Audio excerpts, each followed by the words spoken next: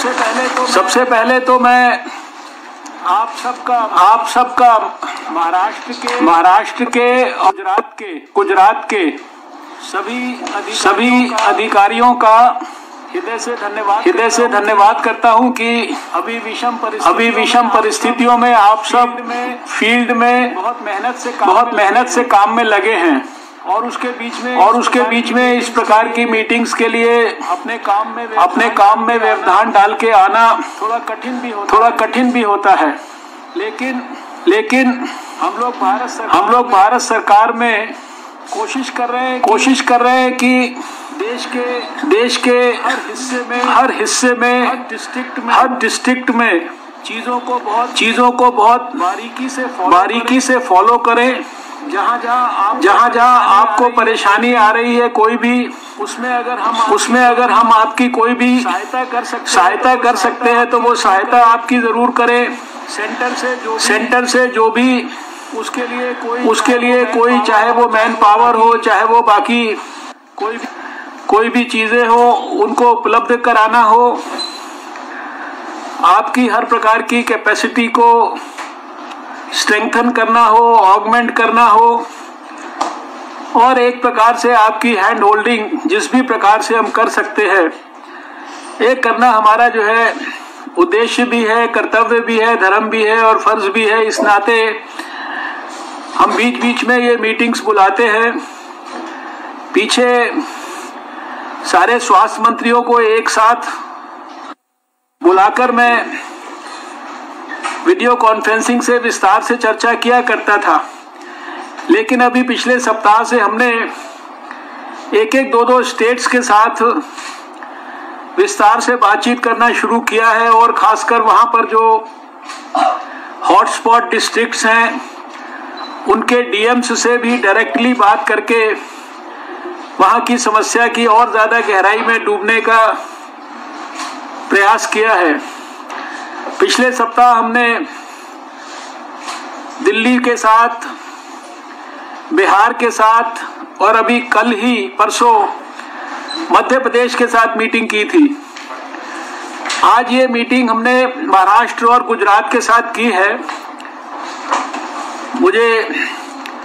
अभी सामने ही हमारी आपस में नमस्कार हुई। राजेश जी जो महाराष्ट्र के स्वास्थ्य मंत्री मीटिंग में आ गए हैं।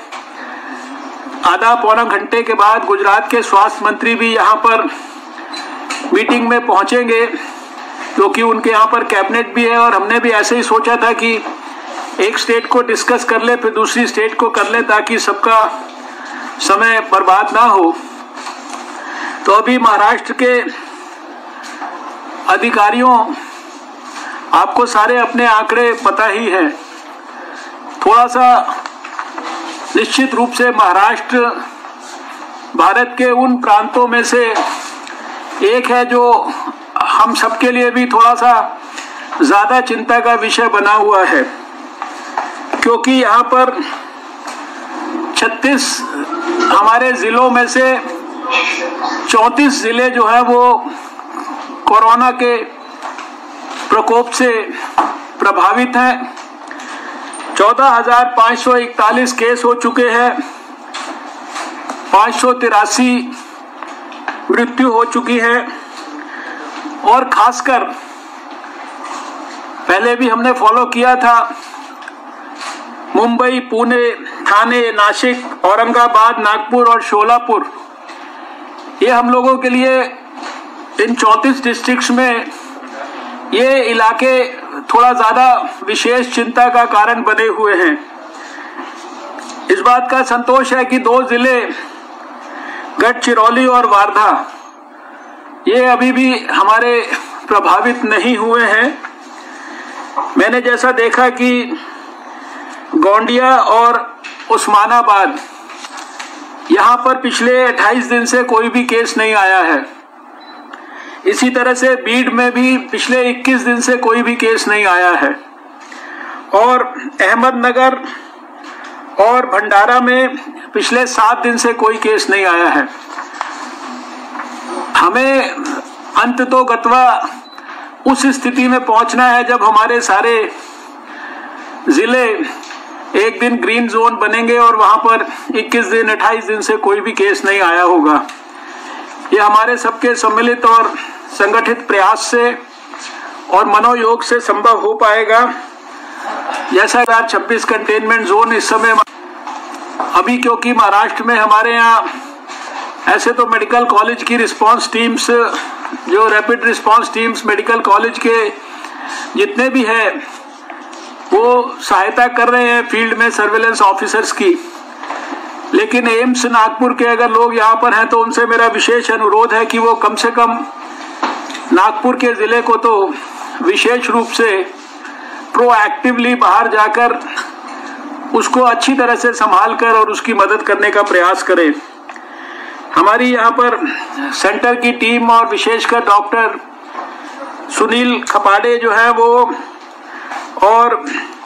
दीपक सूले, डॉक्टर दीपक सूले, ये लोग काफी दिन से वहां पर अभी भी स्टेशन्ड हैं। और जैसा कि आज की मीटिंग के बाद निष्कर्ष निकलेगा हमारी आपस की बातचीत का, उसके आधार पर जो भी और संभव सहायता है महाराष्ट्र के लिए वो हम लोग करेंगे। इस मीटिंग के बाद मेरा मन में है कि एक बार मैं आपके मुख्यमंत्री जी से भी थोड़ा सा विस्तार से चर्चा करूंगा और जो भी भारत सरकार की ओर से उनकी अपेक्षा है किसी भी प्रकार की सहायता की, वो सब हम करने की यहाँ पर और ज्यादा योजना बनाएंगे। अभी एक संक्षिप्त जो प्रेजेंटेशन है महाराष्ट्र के बारे में वो हमारे सभी अधिकारियों ने बनाया है और जो हमारे national centre for disease control के डायरेक्टर है डॉक्टर सुजीत सिंह, जो देश में सारी सर्वेलेंस की एक्टिविटीज को यहाँ से